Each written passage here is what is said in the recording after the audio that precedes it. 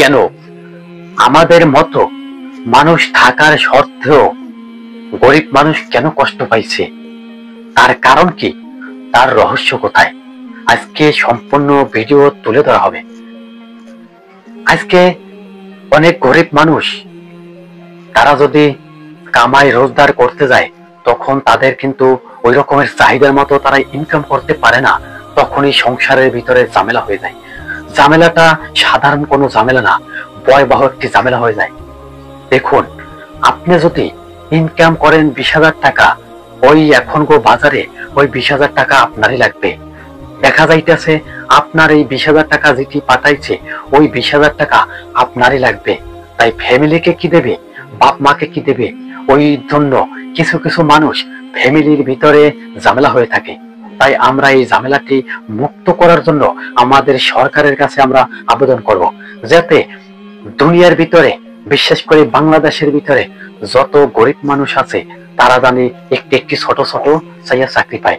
তখন কিন্তু এই দুর্ভোগ, এই দুর্যোগ কাউকে পোহাতে হবে না। পৃথিবীর ভিতরে যে সমস্ত গরিব মানুষ এখন আপনারা দেখছেন, তারা কিন্তু এমন একটি গরিব, অসল অবস্থায় হয়ে পড়ছে। অসলকে কেউ চাকরি দেয় না, তাকে অবহেলা করে। এই অবহেলা, এই হিংসা, এটি যখনই শুরু হয়ে যাবে, তখনই শুরু হয়ে যাবে আল্লাহর গজব।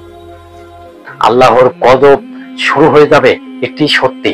আপনি যদি মানুষের সাথে জুলুম অত্যাচার করেন, নির্মম ভাবে মানুষকে কষ্ট দিয়ে থাকেন, তখন আল্লাহ তাআলা রাগন হয়ে তখন কিন্তু আপনার উপরে যে কোনো মুহূর্তে গজব নাজিল করতে পারে।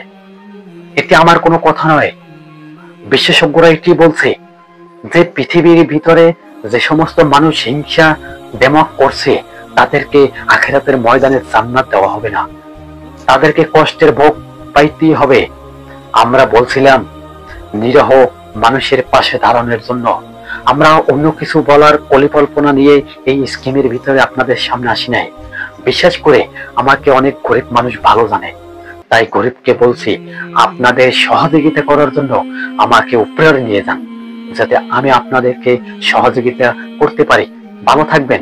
একটি কথা বলে যাই, আমার এই চ্যানেলে নতুন হয়ে থাকে চ্যানেলটি সাবস্ক্রাইব করে রাখবেন, যাতে আমি গরিব দুঃখী মানুষের পাশে দাঁড়াতে পারি। ভালো থাকবেন। আল্লাহ হাফেজ।